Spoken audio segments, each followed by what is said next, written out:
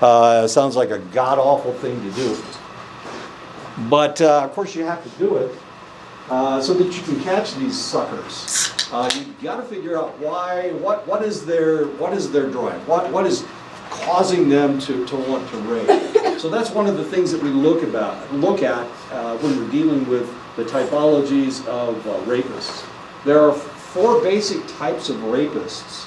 One is the aggressive rapist, so it has to do with anger. This individual is angry, and that's why they are raping. Of course, rape is an aggressive act anyway, but the type of violence that takes place, that's what we try to gauge. How much violence did he use in his assault? When the level of aggression was high, whether it heightened sexual arousal in a sadistic manner, was he a sadistic rapist? So, of course, all rapists have to be aggressive to some extent, otherwise they won't be able to complete the act. But was he sadistic? Was pain part of what he was trying to get from the individual he was raping? Usually we can determine this by how much noise, how much pain the individual was in.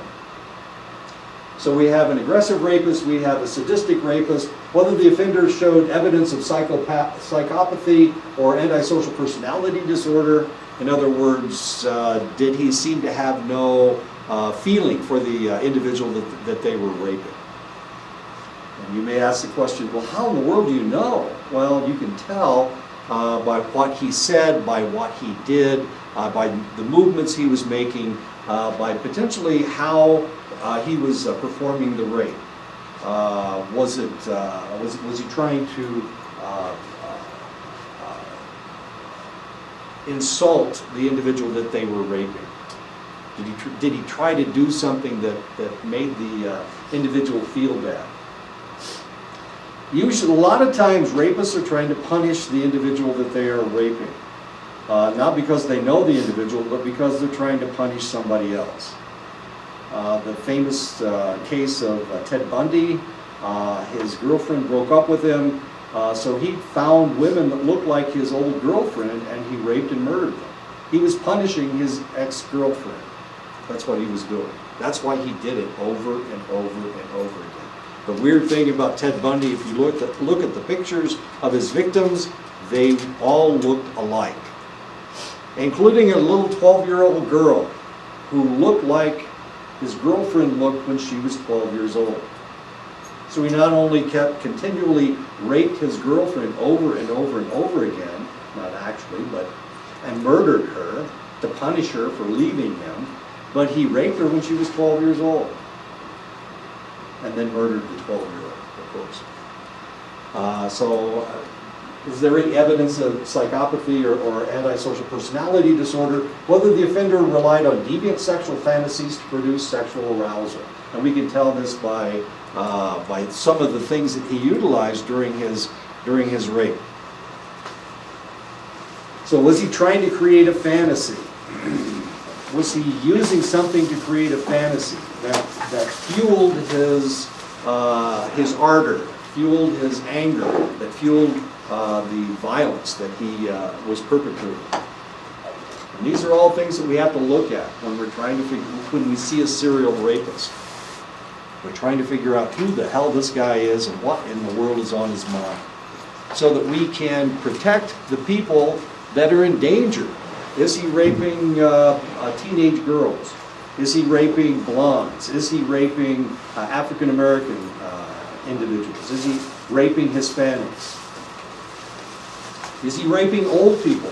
There are individuals that are serial rapists of the elderly. As odd as that may seem. Of course, we know that pedophilia exists, that there are individuals that rape children, but of course, what we're trying to do is we're trying to determine if there is a pattern in his rapes, so that we can protect the people that he is potentially raping. And not only that, but we can stake these people out, their houses and whatnot, and maybe we can actually catch this guy if we can figure out his pattern, if there is a pattern to his rapes. as god-awful as that sounds. But that's what we have to do in order to catch the guy. Now, horribly, one of the things that we have to do in order to catch him is to get into his mind. We have to understand how his mind works. And that's the way we catch him. And it's not easy getting into the mind of somebody who does these kinds of things, because normal people don't have these kinds of thoughts. Ellis in 1989 identified 3 theories of rape. There are 3 theories of rape, but usually all 3 of these things go together. If we talk to feminists, of course, the feminist theory tells us that rape is a pseudo-sexual act of male domination and exploitation of women. He's trying to exploit women, he wants to dominate them. And usually that's true. Normally that is exactly what's happening in a rape situation. He's trying to dominate the women. He's trying to exploit them. He wants to insult them. He wants to embarrass them.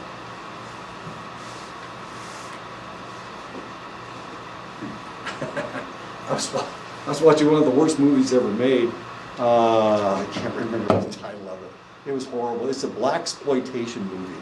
It had, what was that lady's name? I can't think of her name. Anyway, this guy was going to have sex with her. But before he had sex with her, he spat on her. He started calling her a slave. He made her crawl over and lick his shoes. He was trying to exploit her. He was trying to dominate her before he was a white guy and he was going to rape this black woman. And of course she pulled a pistol and threatened to kill him. She didn't kill him at that point. She killed him later on, but she didn't kill him at that point. They broke in and they found her. I can't remember what the movie was. It was a horrible, horrible movie. Blaxploitation movie. Anyway, feminist theory, male domination and exploitation. The social learning approach suggests that sexual aggression is learned through observation and imitation. So potentially this individual watched their father doing these things to their mother or his girlfriends or whatever. But they, or maybe they had friends that that's the way they treated women. So they're just copying what they've seen in the past. The evolutionary theory holds that natural selection favors men who use forced sexual behavior. This is kind of the Playboy theory of what's going on, of the fact that men are supposed to try to dominate women. We've all seen the cartoon where the guy takes a club and bangs her over the head. Oh, I haven't this thing. See, I forgot to do it completely. But thank you for reminding me. Otherwise, I would have forgotten. Sorry. So you can sign it. Since you were the hero for reminding me of that. Thank you. Okay. Evolutionary theory. So it's the guy with the club that bangs the lady on the head and then drags her into his cave to have unnatural sex with her or whatever. That's the evolutionary theory. So all of these things actually fit. They all fit. The male is trying to dominate and exploit women. He probably learned this from somebody. Potentially he did. And of course there is that evolutionary idea that the individual that forces women to have sex is more likely to reproduce. As ugly and strange as that may seem. We don't know what humans used to look like. We know what humans used to look like 5,000 years ago, 6,000 years ago.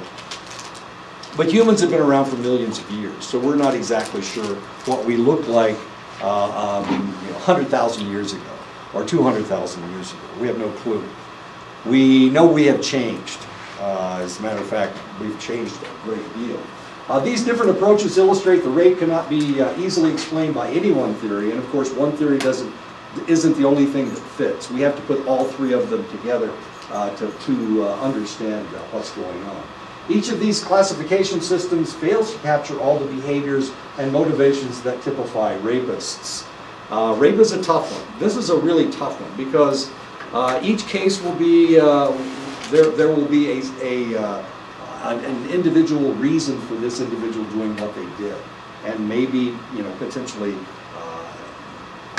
we can't anticipate where this is going to happen and when this is going to happen. There are individuals that are relatively good-looking individuals with lots and lots of money. Well, Bill Cosby is a good example. Why in the world did Bill Cosby feel like he needed to do what he did? So what was Bill Cosby doing? He was drugging women and then having sex with them when they were almost comatose. They couldn't fight him off. Thank you. Why did he do that? I mean, he's a good-looking guy. He's a famous guy. He can probably have sex all that he wants just by seducing women. But he didn't do that, did he? And why didn't he do that? I mean, he was doing this up until like 10 or 15 years ago. He was drugging women and then having sex with them. Probably to like hide his not necessarily his identity, but his want to rape, but he didn't want them to know that. That was part of his sexual fantasy. Yeah. I mean, we can fit him into all of these things. He wanted to exploit women. He wanted to dominate them, and he had this sexual fantasy where the woman was unable to fight back, I guess, and that's why he drugged them. He used date rape drugs, and he did this for years. As odd as that may seem. And this is Bill Cosby. This is Huxtable, Dr. Huxtable. I know, one of the more popular guys on television. He's been a TV star since the 60s. And here he felt like he needed to do this, as odd as that may seem. Sexual fantasies. I mean, you can't argue with people's sexual fantasies. They exist. So what do we do with them? Can we change them? Well, yeah, we can change them, but we have to find out that they exist first. And these individuals may become rapists before that actually happens. Some are limited by the fact that they are based on studies of convicted rapists who have been sentenced to prison. The reality is that most guys that rape are not caught. And even if they are caught, they're not convicted. So they don't go to prison. But the individuals that we base most of our theories on are the ones that we know that are out there. Those are the ones that are in prison. And those are the ones that the FBI profilers are using to figure out all of these different aspects of rapists. But the reality is, of course, fewer than 10% of rapes result in convictions or prison sentences. This is the reality. So that means 90% of the people that are doing the raping, we're not even talking to. We're only talking to 10% of them. And these are the guys that were so bad, it was so bad that we caught them and we were able to convict them. The other guys are still out there.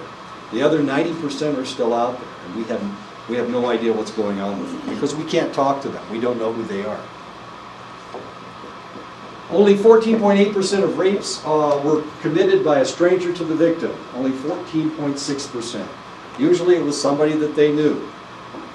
So the idea of the guy hiding behind the bush and jumping out and grabbing you and having sex with you doesn't happen all that often. Relatively rare. Usually the individual that the person that rapes the person is known to the person that is being raped. 16.4% were committed by a non-relative acquaintance. 6.4% were committed by relatives. And 64% by an intimate partner. So the most dangerous person to you is your significant other, whoever that may be, or your former significant other, whoever that may be. Those are the most dangerous people to you. It's not the strange guy wandering around the campus or whatever. He's not the most dangerous person to you. It is the person that you know. Not only that, it's the person that you potentially have had feelings for in the past, or maybe have feelings for now. They are the most dangerous person to you. As of 2008, the estimate of sexual assault committed by a known individual is about 70%. And this is according to the Bureau of Justice Statistics. About 70% of all rapes the person is known to you. You know who this person is. So the people you know are the most dangerous people to you, as odd as that may seem.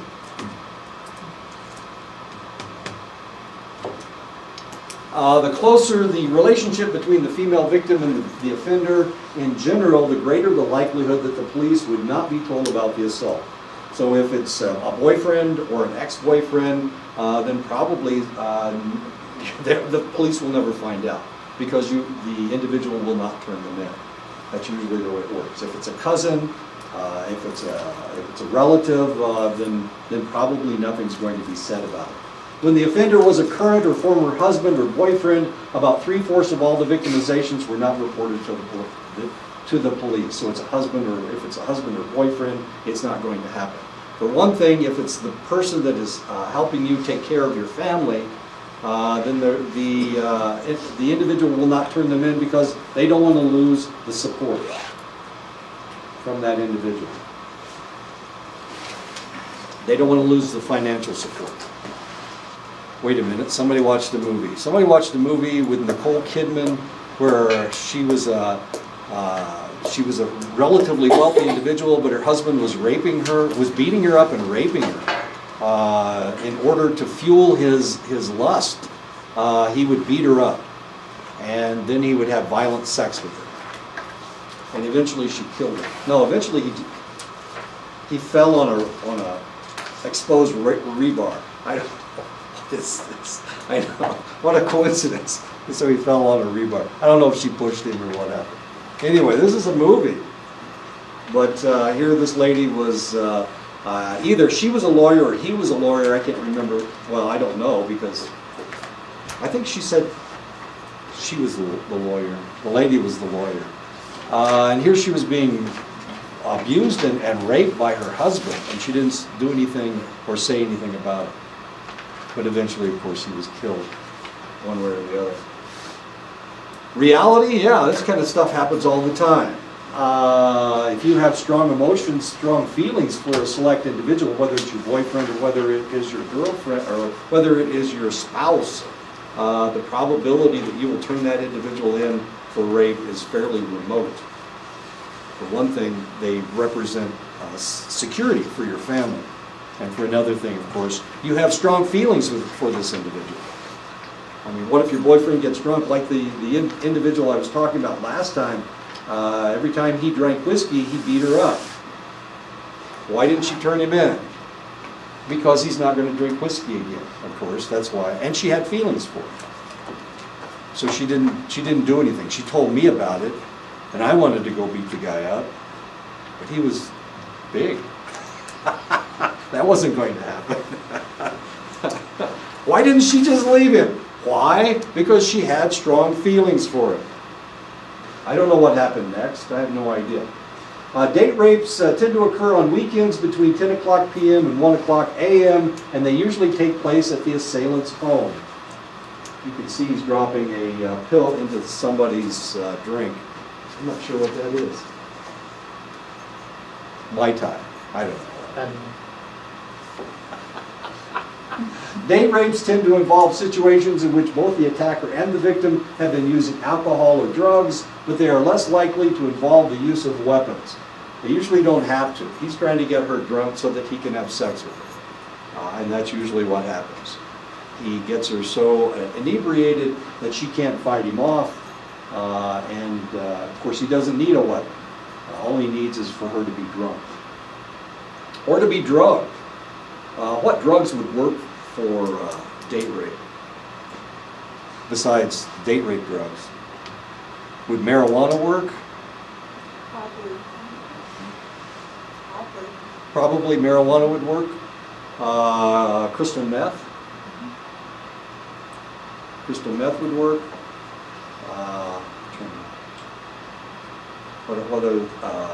How about heroin? Would heroin work? Actually, heroin, well, it knocks you out, but it's like, it would be like having sex with a dead person. But then again, some people are into necrophilia. Oh, you think I'm kidding? Obviously, that's what was going on with Bill Cosby. I mean, he was giving them date rape drugs that knocked him out. So he was having sex with a cadaver, in essence. A warm cadaver, but still somebody that wasn't moving, that wasn't responding to him. Instead, the date rapist employs verbal threats and physical prowess to overpower his victim. And of course, they know each other because they're dating, whether this is the first date or the second date or the third date. And of course, there are serial date rapists out there. There's an individual that is a multi-millionaire, and this is his modus operandi, is that he drugs his victims. He goes to bars, drugs his victims, takes them back to his place, has sex with them, and then the next day, of course, because it's rohypnol that he uses, they don't remember anything about it except they know that they've been raped. But they don't remember anything, they don't remember him, because that's one of the things about rohypnol. It makes you forget. You lose whole hours of memory. So that's the thing about rohypnol. And he's not in the United States anymore because we know that what's going on with him. So he can't come back to the United States despite the fact he's an American citizen. So where is this guy living? Where can you live if you're an American citizen and you can't come back to the United States? Costa Rica is where he is. Didn't I suggest to you to go to Costa Rica? Didn't have anything to do with this, of course. Okay. But this guy's in Costa Rica. He's a multi-millionaire. Rape victims suffer physical injuries, emotional pain, and humiliation, of course, and sometimes severe psychological after effects. Okay. There are movies, well, we won't go into those movies. They make a joke out of this kind of stuff. What is that strange movie where the guys dress up like sorority girls and then they learn that women aren't to be exploited? But the walk of shame, you've heard about the walk of shame where the lady, she gets drunk and she has sex with the guy and then she has to walk out of the fraternity house, and of course all the guys are making fun of her as she's leaving. You can imagine how humiliating something like that is, and the possibility of psychological after effects from this type of a situation. But of course we make light of it. They make movies about this stuff. I can't remember, sorority boys or something. Fraternity sisters? I can't remember. It's a strange movie. I've seen it several times. They keep shooting dildos. They're right across from this other sorority, and they keep shooting dildos into these people's houses, into the sorority. And then they use that pill in there as well, too. Exactly. Yeah. I know, it's a horrible movie, isn't it? But it's making a joke out of all this stuff, this whole walk of shame and whatnot. Burgess and Holstrom in 1974 and then again in 1979 describe a rape trauma syndrome experienced by many rape victims with three kinds of reactions. They have an emotional response, of course, disturbances in functioning. They change the way they do things because they're afraid it's going to happen again. And of course, a change in lifestyle, where now suddenly, before they were fun-loving and they would go out every Friday and Saturday night and have a good time. Now they don't do that anymore because they're afraid it's going to happen again. And this is known as rape trauma syndrome. They change their lifestyle. They change their total functioning has changed. A lot of times if a woman who is married is raped, a lot of times she will refuse to have sex with her husband if she was raped by somebody else, of course. She will refuse to have sex with her husband. And of course this changes a lot of different things. This changes the relationship between the husband and the wife. Marital rape when did the laws come about? Well, my sister was a lawyer. She wrote laws in the state of Indiana. She wrote a marital rape law back in the 1990s. So in the 1990s, the stalker laws came in.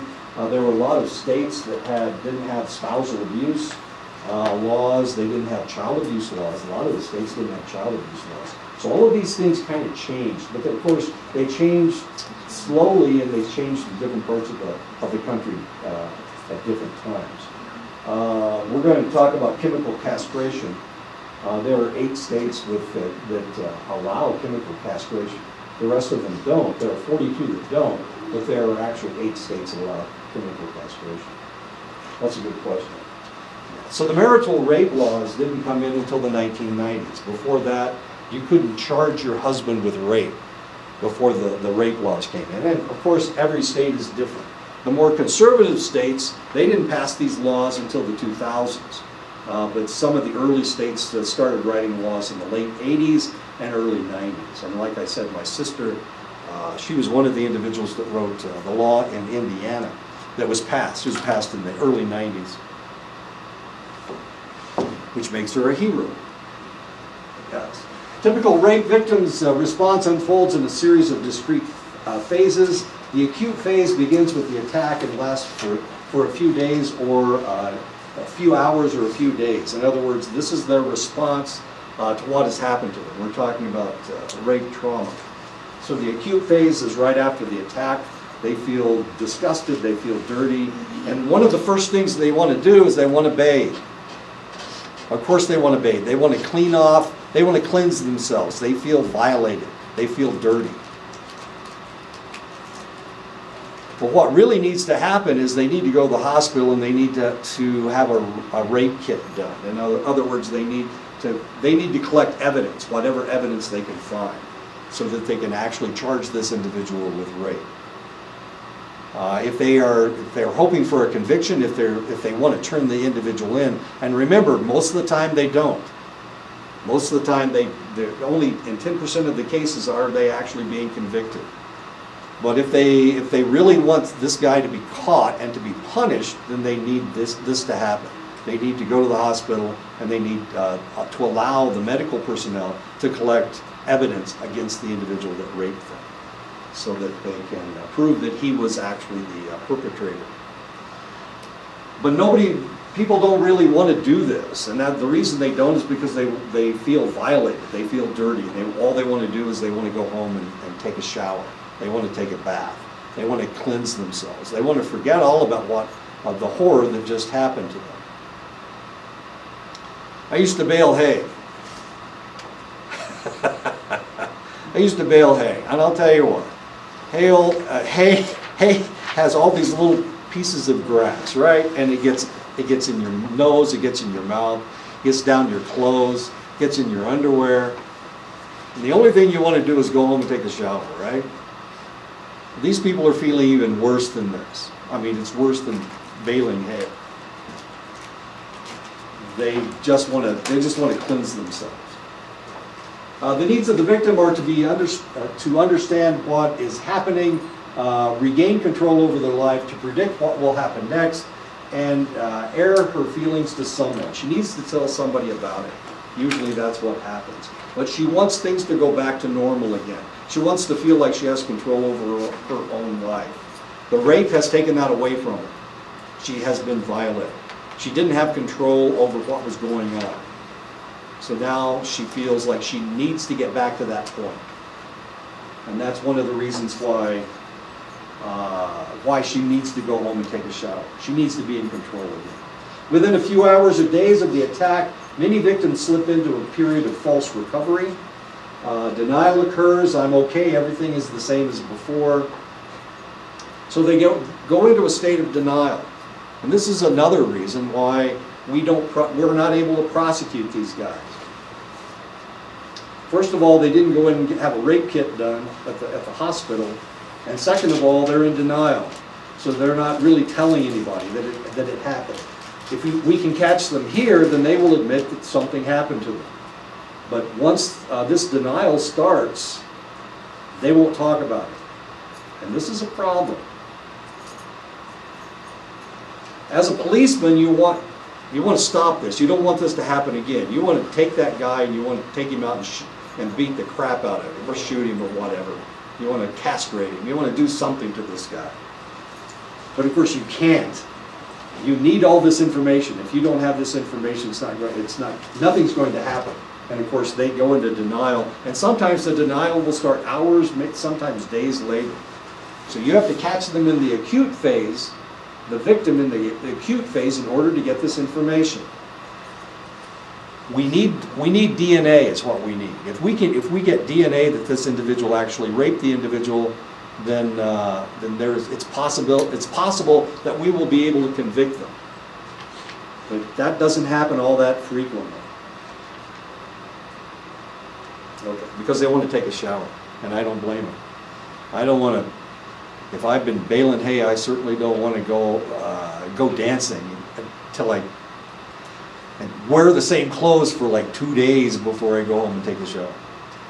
But it's so much worse, so much worse. Then a secondary crisis occurs in which some of the symptoms of the acute crisis phase, particularly phobias and disturbances in eating and sleeping, return. Okay, so we go through the acute phase when you're feeling really, really, really, really bad.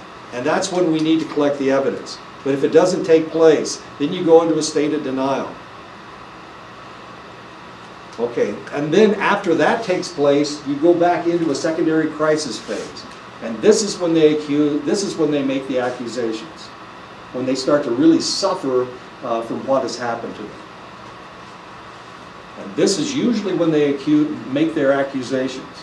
All the evidence is gone. They've already taken a shower. Sometimes days have passed between when it theoretically, or when it happened and when it didn't. And of course, if you're a police officer, you can't just believe somebody. You need evidence, because you're never going to get a conviction with no evidence. But that's the problem. So all of a sudden we've got the individual making accusations, and we have no proof. It happened weeks ago, or it happened days ago, or it happened hours ago, but the evidence is already gone because you've gone through those first two phases. And now what are we going to do? Can you blame the police for this? It's really not their fault. You didn't come in early enough. And there's not a whole lot we can do because we don't have the evidence. I wish we did. Did you hear about the, I think it was a movie producer, I'm sorry? like a music director, like a Oh, Winston. producer? Oh, yeah, Harvey Heard about that? Weinstein. Yeah, all of a sudden there's a bunch of women coming Yeah, out. like actresses. Exactly. Angelina Jolie was sexually assaulted by him. Gwyneth Paltrow was assaulted by him. That was years ago. And now they're coming forward and saying this happened to us as well. But of course, we have no proof. We don't know. We can either believe them or not believe them, I guess. I mean, because we have no evidence, which is unfortunate, because otherwise you could do something about it. But evidently this has been going on for an extended length of time. Now the question is, if it's been going on for an extended length of time, just like with Bill Cosby, why didn't anybody do anything about it? It's because nobody came forward. Oh, we're talking. Another one would be R. Kelly. Remember the lady at Kelly was in Italy too, and she was like 16, 15 or 16. And he was a grown man. Yeah. And then they married, but the parents consented to the marriage. Wow. Mm-hmm. That's ugly. Yeah. Okay. Lindsay Buckingham. What's the girl's name? She used to be on a television show. No, it's a sister. Yeah, it's the girl that was on the television show. She was being molested by her father. And she wrote a book. She just wrote a book. This is like 20 years ago. Now she's saying her father molested her. What was her name? She was on... I just read this story too. I'm getting all these things mixed up. It's Brian's fault. Now that he's gone, I can blame him. He told me about Jodi Arias, the one that murdered and decapitated her boyfriend. Remember he was talking about that last time? There he is. Jodi Arias. Yeah, Jodi. So he sends me this lady's name, and I looked up the case, and for the next 2 hours, I couldn't get off the case. My God, she stabbed him 27 times. And you thought she got off, but she didn't get off. Yeah, she got life in prison without possibility of parole. And that was down in Phoenix. Oh, I think they were trying to convict her of death penalty. Yeah, they were trying to give her the death Yeah. penalty. Well, I mean, it was a vicious attack. Evidently, she stabbed the guy first, and he still wasn't dead. Eventually, she slit his throat, and the last thing she did was shoot him in the head. But ugh. And all this is taking place in the shower. And before she did this, she's taking pictures of this naked guy in there, and then she stabs him. Weird. Of course, he was taking pictures of her naked too. Anyway, not important. A really strange case. What was that lady's name? He was a famous singer. He was one of the Mamas and Papas. I can't think of his name. I'm sorry. I apologize, I can't think of his name. Anyway, theoretically, he raped one of his daughters. He had a daughter later that evidently he didn't molest. And his second daughter is a singer now, so she's just put out an album or something. Anyway, he was doing that to her. So, a lot of times we don't get accusations until days, weeks, years later. I mean, if Gwyneth Paltrow and Angelina Jolie, and remember, Angelina Jolie was the daughter of 2 actors. So she had clout in Hollywood. So she could have said something, but she didn't, because that's how she got her parts, was by allowing people like Harvey Weinstein to molest her, or to harass her, to sexually harass her. Did anything take place as far as Angelina Jolie was concerned? I don't think so. I haven't really read her account of what happened, but evidently he just made suggestions, and he didn't actually molest her. This phase may last for hours or days before another quiet period emerges in which the victim feels a range of negative emotions such as loneliness, anger, and guilt. And this is the rape trauma syndrome, where you have the acute phase where you're feeling bad, then you go into denial, and then you have another crisis. And this is usually, at this second crisis, is usually where they make their accusations. But all the evidence is already gone. And then they go back into a denial phase. And during that second denial phase, all kinds of interesting emotions start coming out. Anger, guilt, loneliness, feeling of loneliness. If you had a boyfriend before, and of course if you're raped by somebody else, now you don't want to have anything to do with him. Doesn't have anything to do with him except that he's male. But you don't want to be around him. You feel dirty. You feel like you've been tainted. So you don't want to have anything to do with this guy, the boyfriend, either. I know it's an ugly, ugly thing. Long-term counseling for rape victims is difficult to provide because of the lack of staff and some rape crisis centers, in some cases because of a feeling that counseling is no longer needed because they keep going through these different phases. Sometimes they're in a crisis and they need help, and then they'll go back into denial. So they'll come in and they will leave, they'll come in and they'll leave. Of course, this is one of the things that family planning was doing. The family planning clinics. They weren't just for birth control, they weren't just for abortion, they were also providing these types of services. And of course, they defunded public family planning. As strange as that may seem. Even after 1 year, many victims continued to suffer emotionally. Among the major problems were fear and anxiety, of course, never knowing who's around the corner, I guess. Findings also indicated that rape victims were significantly more depressed than those who had not been raped, and that fear, anxiety, and depression were highest in the women who had been raped more than once. Now you have to ask yourself, why in the world are these women more likely to be raped again?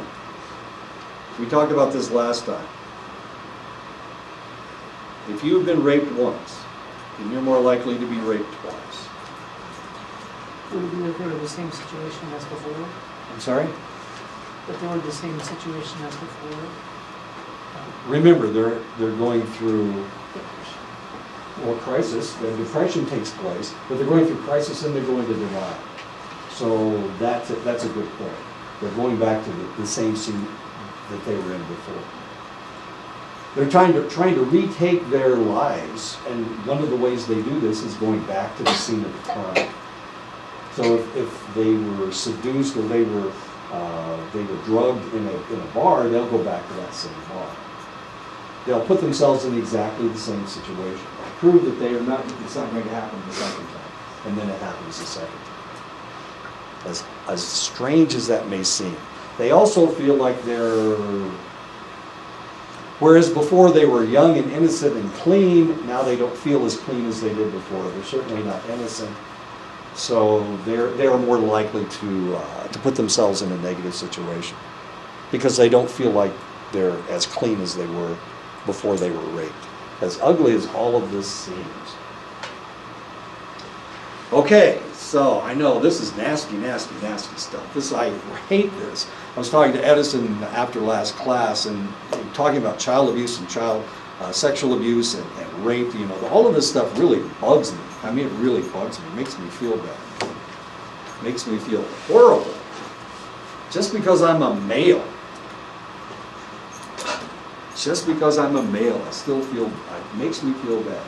Psychologists, along with psychiatrists and other physicians, often testify as expert witnesses in rape trials, especially about the nature and the consequences of rape trauma syndrome.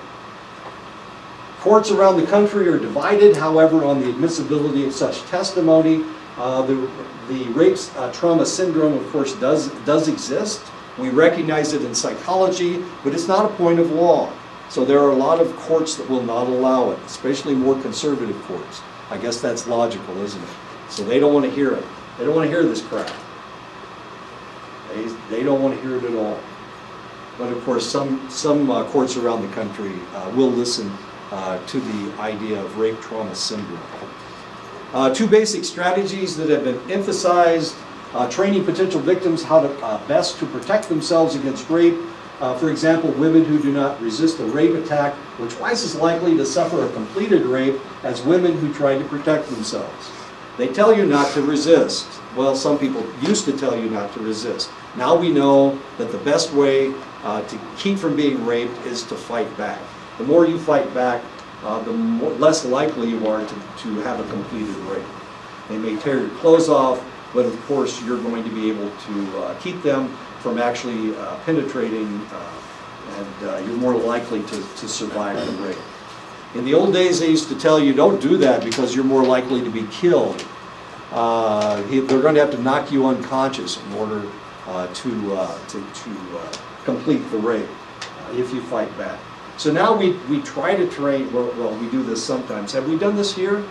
Have we tried to train women to be self-defense? Okay, good. Because that's what you need. You need to fight them. If you fight them, it ain't nearly as much fun. If you show them that you really don't want this to happen. Some men think that women say no when they really mean yes. I don't know where they get this idea. Evidently they don't understand words. They don't understand that no means no. But there is this theory out there. I used to have a friend when I was living in Omaha, and this guy could seduce anyone. He was just the most amazing individual I ever met. I didn't think he was that good looking, but evidently women did. He could do anything. The guy was nuts. This is how gross the guy was. I mean, he would fart in elevators, and then he would get out. Just before he got out of the elevator, he would fart. And of course, my God, what a horrible thing to do. I know, this is stupid. And women thought this was charming. I'm going, no, that's not charming. But this guy, this is how seductive this guy was. He went to a Chinese restaurant and he seduced the woman, the female owner of the restaurant. She had a husband, but he seduced the wife. I mean, this is how seductive he was. She was like 20 years older than he was, and here he was able to seduce her. What's my point? What is my point? We're fighting people up. Okay. So there was something odd about this guy. I mean, he had this ability to seduce people, and of course they wouldn't accuse him of rape. Now the funny thing was that he was in a bicycling accident where he lost part of his brain. And after he lost part of his brain, he came back and he was the same guy, but he wasn't seductive anymore. Women didn't find him charming anymore. Even though he said exactly the same things he did before, he looked exactly the same way he did before. Now all of a sudden he wasn't seductive anymore. And of course he tried to pull the same stunts he did before, and women would accuse him of sexual assault. He actually worked for me and I had to fire him because he wouldn't stop. It was fairly inappropriate. But he was inappropriate before, and they accepted it. But after he had his accident, of course, it wasn't the same situation. Very odd situation. If you fight, it's less likely to happen. Okay? That's the point. Designing effective treatment for rapists so that they do not repeat their crimes. For example, chemical castration is another way to fight this. Chemical castration. But like I said, there's only 8 states with legalized chemical castration in the United States. Castration, of course, is illegal in the United States, but there are countries around the world that if you rape somebody, they will castrate you. And I've got a list of them coming up in just a second. Have you heard about that device that women can insert that's got spikes? No. That Yeah. sounds like some Yeah. horrible There's a- fantasy. there's Oh a- my God. So, I think it's It cuts their penis off. It's used in other countries, I think in Africa, Oh my God. that they use this, that they use this Only in device. Africa. Yeah. I think it's in Africa or was it India? One of the two. It might be Africa. I don't know, that sounds When like they, basically You have to look that one up. Yeah. That sounds horrible. Not just a chastity belt, but a chastity belt that devours the penis of the man that's trying to have intercourse with you. Oh my God. She's great. In the typical rape prevention program, participants discuss several facts and myths about rape. They learn how to avoid situations involving heavy use of alcohol, practicing resisting pressure for unwanted sexual activity, and role-playing other strategies for protecting themselves. A lot of times, the best defense is not getting drunk. Most dangerous time for a woman is when she is drunk. She cannot fight him off. She has different ideas. So what she needs to do is to keep her wits about her. She needs to stay sober. In some states, men convicted of sex crimes are required to complete a sex offender treatment program before being considered for parole. And of course, if they do not commit, or if they do not complete the program, they can't get out of jail. And this is so they'll give them 15 to 25. And until they complete the program, they can't get out of jail. So usually by the 25th year, yeah, if you don't complete the program, you don't get out until 25. But if you do complete the program, maybe you'll get out in 5. These are the countries where they actually surgically castrate individuals. Germany, and they started in 1969. Denmark, surgical castration, they started in 1929. Norway, surgical castration since 1977. Czech Republic, surgical castration since 1966. Poland, chemical castration. Finland, surgical castration since 1970. Sweden, surgical castration since 1944. And Korea, they have started chemical castrations. The treatment of rapists can involve psychological, physical, and/or medical procedures, of course. On the international scene, neurosurgery and surgical castration have been used, but their effectiveness is not really clear. The reality is you can be castrated and you can still have an erection, so you can still rape, as strange as that may sound. It reduces your sex drive, but it doesn't reduce your ability to have an erection. As odd as that sounds. Wait a minute. In the United States, it is not uncommon for anti-androgen drugs to be prescribed to sex offenders in order to reduce the sex drive, a procedure sometimes referred to as chemical castration. So you may ask yourself, well, what chemicals are they using? What they use is Depo-Provera. Depo-Provera is a synthetic progesterone, and it increases their progesterone. It increases their female hormones. One of the side effects of Depo-Provera is breast growth. So the individual gets man boobs. That's odd. Didn't they used to use Depo-Provera for birth control? It is. It's used with women. That's what Norplant is. Yeah. Yeah, Norplant is Depo-Provera. Or you can go in and get the shot every 3 months. It increases your progesterone level. If it increases your progesterone level, you can't get pregnant because your uterus won't prepare itself for implantation. And since it won't, that's usually some of the birth control pills increase your progesterone level. They increase your estrogen level, or they increase your progesterone level, and that make it almost impossible for you to get pregnant. And that's why they're like 95 to 90. So that's when 90%. men get boobs when they, Yeah, they start turning into a woman. But the reality is that if men drink heavily, that increases their estrogen level anyway.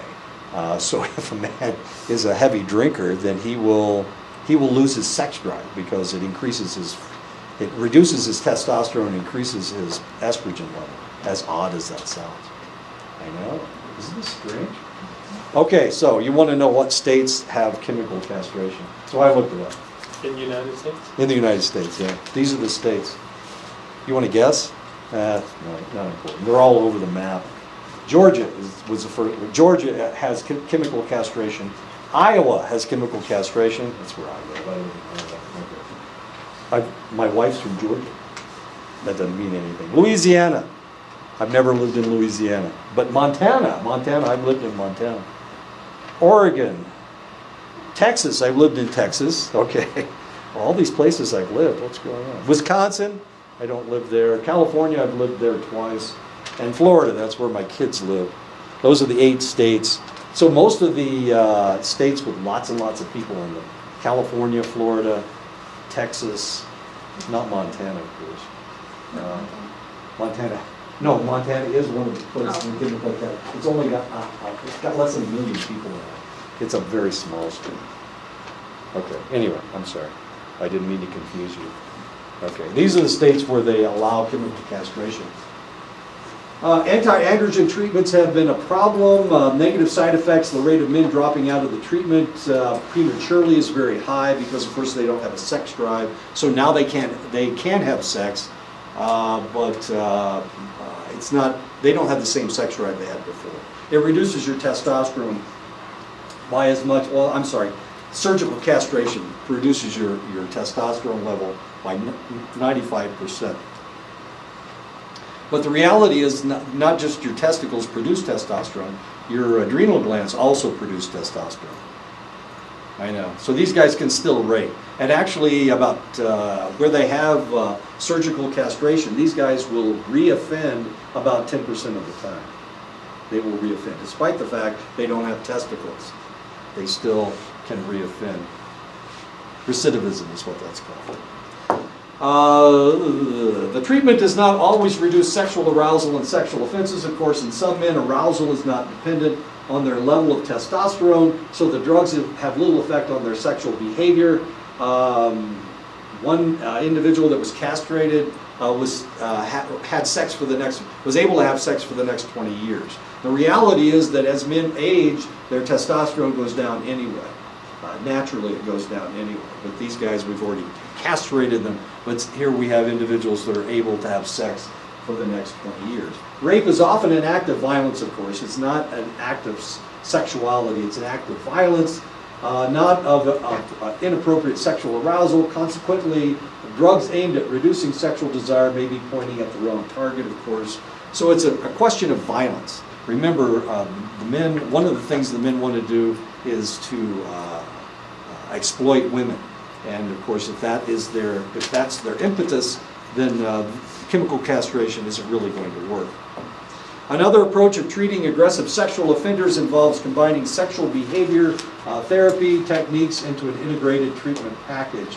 If you've ever seen the movie Clockwork Orange, and I don't, well, it's not a bad. It is a pretty bad movie. There's a lot of rape in the movie. But they also catch the guy in the end, and they condition him not to have sex with women, to be afraid of a naked woman. That's what they do. They are able to condition him to be afraid of women, and this is actually a scene from the movie where they're forcing him to watch. I don't know what they're forcing him to watch, but anyway, it's they condition him not to have sex with women. A Clockwork Orange. It's a book by Anthony Burgess. The book is not as good as the movie, strangely enough. Usually the book is better than the movie, but in this case it's not. Existing programs appear to be able to produce short-term decreases in recidivism, but long-term improvements have been difficult to achieve. We're talking about men and their sex drives, and men and their ideas about sex. As a result, relapse prevention techniques have been added to some programs.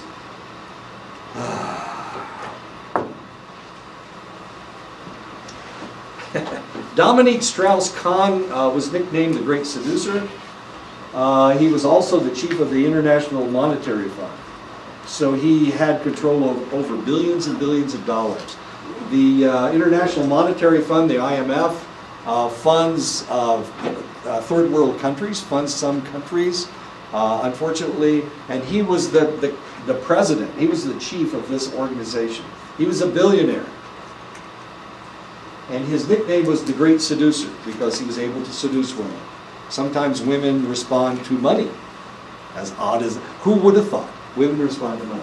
While visiting a New York City hotel, he surprised the maid and forced her into oral and anal sex. And this is a picture of the woman is on the left and the guy is on the right. Dominique Strauss-Kahn.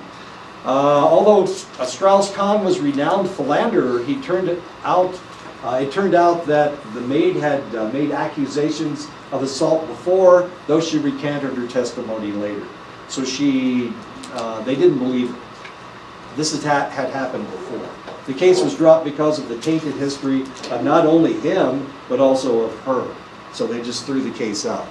But the one thing that did happen was that Strauss-Kahn actually dropped his position.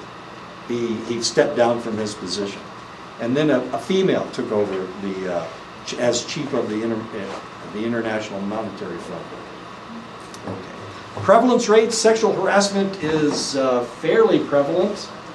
For example, a study examining sexual harassment in academic medicine found that about half of the female faculty experienced sexual harassment. This is academic medical faculty members. Both women and men experience sexual harassment. Both report that other men sexually harass them more than anyone else. So it's men that are doing almost all the harassing. Even though I have pictures of women sexually harassing men, I apologize for that.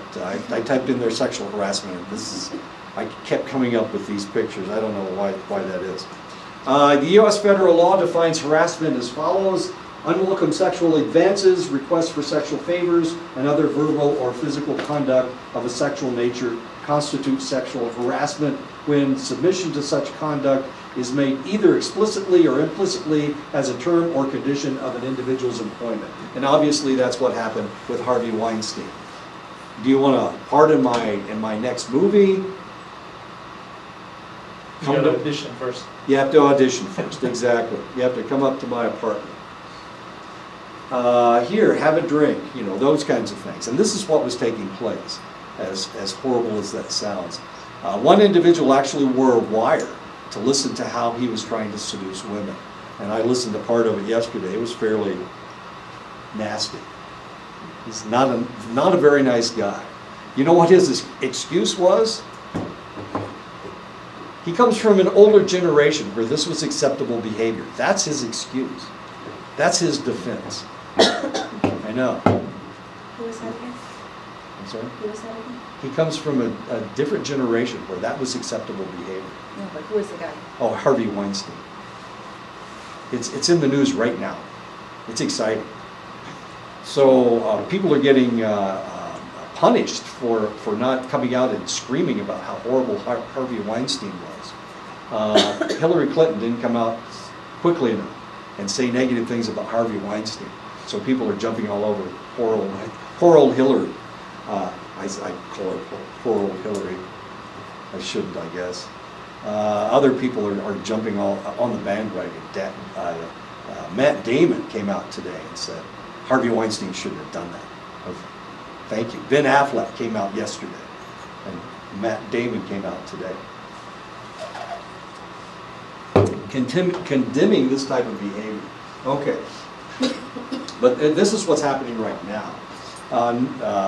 Different accusations are coming up. And of course the reality is we've got a man with lots of money and lots of power, and he was able to parlay that into serial seduction of very attractive women. Of course, these are all actresses. Angelina Jolie, Gwyneth Paltrow, and the list is just immense, the number of women that he was harassing. Yesterday, his wife came out and said that she's going to divorce him.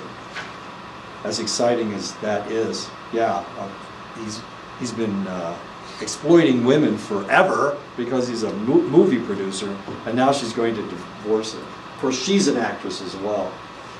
Who is she? I have no idea.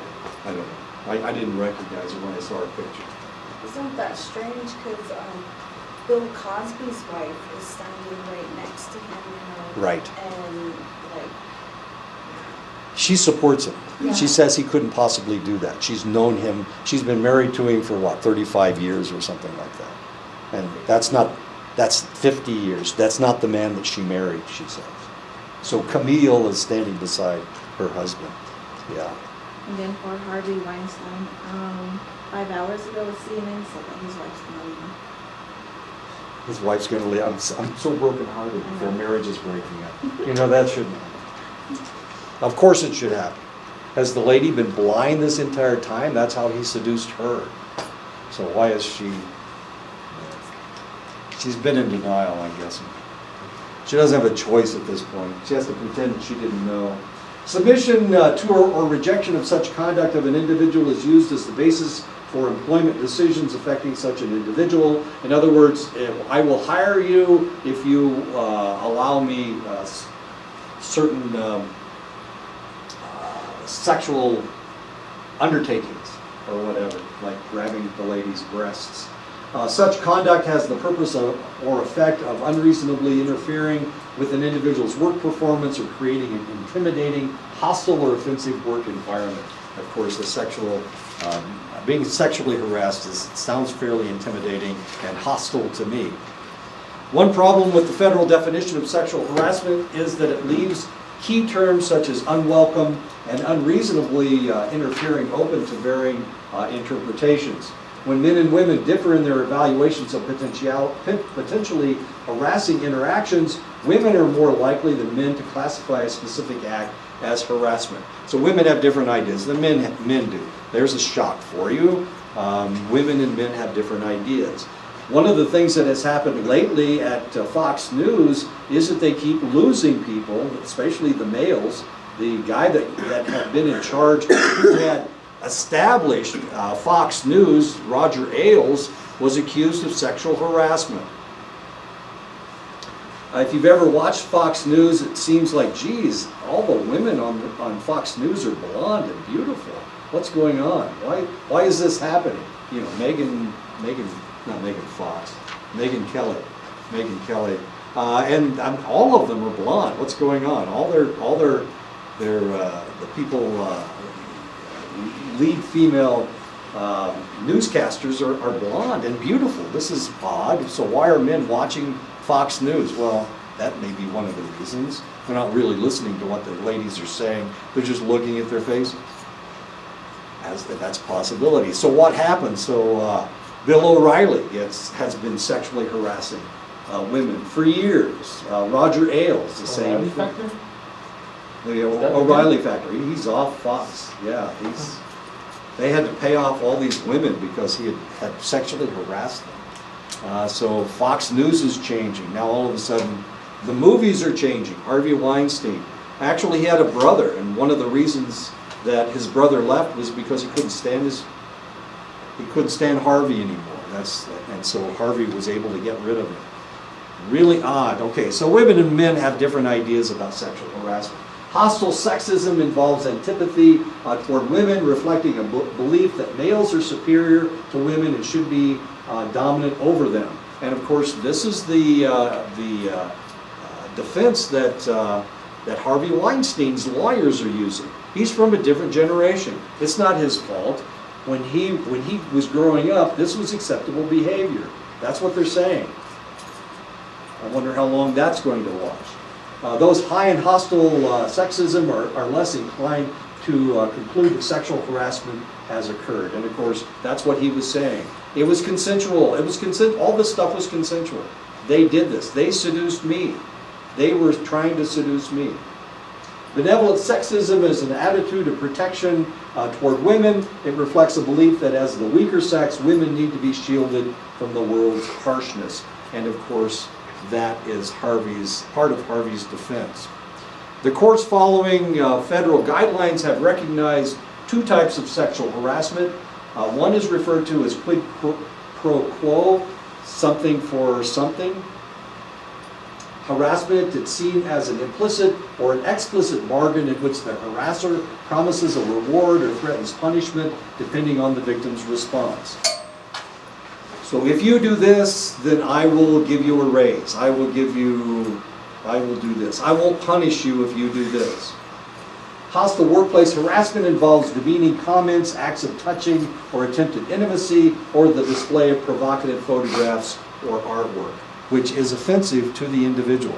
I had a friend that, I had a friend who was gay, and he would look at gay pornography during work hours when he didn't have anything else to do, or when he was eating lunch. He would look at gay pornography.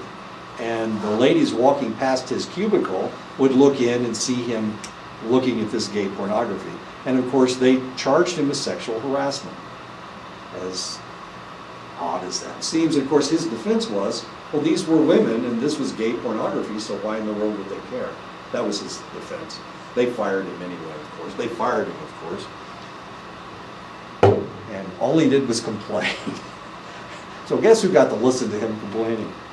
They fired me for no reason whatsoever.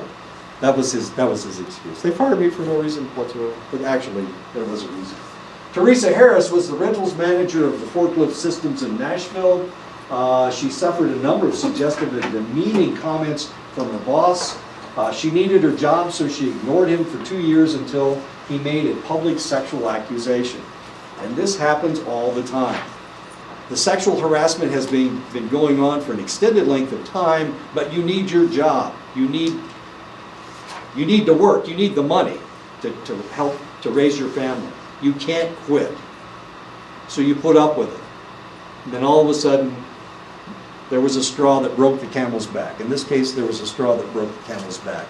And it was the fact that he made a public accusation, a public sexual accusation. Now, as far as he's concerned, she's been putting up with it for 2 years. So as far as he's concerned, it's not harassment. If it was harassment, she would have complained about it the first time it happened. But since it's been going on for 2 years, it's not harassment. She took her case to the court but received mixed results. This was in Tennessee. Remember, this is a very conservative place. And because she didn't complain in the beginning, because she didn't tell the management to stop in the beginning, they told her she didn't have a case. So she took the case to the Supreme Court to try to prove sexual harassment, though the lower courts claimed that there was no proof of psychological harm. She claimed that she'd been putting up with this for 2 years. It was causing her psychological harm. And of course, the lower courts in Tennessee did not agree with her. They tended to be more conservative. Harris versus Forklift Systems Incorporated in 1993, and these are actual pictures from Forklift Systems in Tennessee. These are actual pictures. I know, I was able to find actual pictures. And this is what the front of the building looks like. That's actually that business in Tennessee. Isn't that exciting? I know, well, maybe not to you guys, but you don't know how long it took me to find these damn pictures. Okay. Harris versus Forklift Systems Incorporated in 1993. Should plaintiffs be forced to prove that they were psychologically harmed in order to persuade a jury that the sexual harassment has occurred? That was the question that came before the court. And this is what they decided. It was a unanimous decision by the Supreme Court. They held that it was not necessary for plaintiffs to prove that they had suffered psychological injuries. In other words, the harassment could take place, and they didn't have to prove that they had gone insane, that they'd had a nervous breakdown, that they'd had to take Valium or whatever, or probably Valium, maybe an antidepressant. The Supreme Court decision listed several criteria by which to decide whether an action constitutes sexual harassment, including the frequency and severity of the behavior, whether the behavior was physically threatening or humiliating, and whether it would unreasonably interfere with an employee's work performance. Okay, so all of those things have to take place. And just because you put up with it 99 times didn't mean that you had to put up with it the 100th time. That's what they decided. What am I doing? 10 minutes, okay. Justice O'Connor's opinion suggested that if conduct was not sufficiently severe and pervasive as to create an objectively hostile work environment as defined by a reasonable person, then it was not sexual harassment. But who gets to define that? Who defines what sexual harassment is? Is it the boss? The court judge. Sorry? The court. The judge. Well, I mean, if you're going to present a case, who gets to decide what sexual harassment is? Is it the boss or is it the victim? It's the victim. It'd have to be the victim. So if somebody finds something sexually offensive, I mean, if I tell the same joke over and over and over again, and all of a sudden Jeff gets offended by what I just said, then I have offended you. Even though all the other students have either put up with it or they've laughed and didn't think that it was offensive, and you find it offensive, now I have to stop telling that joke because you complain. Because you're the victim and you have decided that that's, does that make sense? So you guys can change my behavior just by saying, oh, he said hell. And I saw the capital H. It wasn't the small h, it was a capital H. I'm in trouble. Psychologists have attempted to predict when sexual harassment will occur. For example, the norms in specific organizations function to encourage the expression of harassment. In other words, there is an attitude of harassment, of sexual harassment. It's a male-dominated society. So there is an attitude of harassment in the organization. Men who reported high levels of authoritarian characteristics are more likely to engage in sexual harassment. The more authoritarian you are, potentially, the more likely that this is going to happen. And this is what we saw with individuals such as Bill Cosby, Harvey Weinstein. These individuals are relatively authoritarian. It's also something that we saw in the behavior of President Trump. And this is one of the reasons why, before the election, of course, that whole tape came out about what he said and what he did. He's a very authoritarian individual. Obviously, he's very authoritarian from some of the things that he's said and done. And because of that, he's more likely to sexually harass.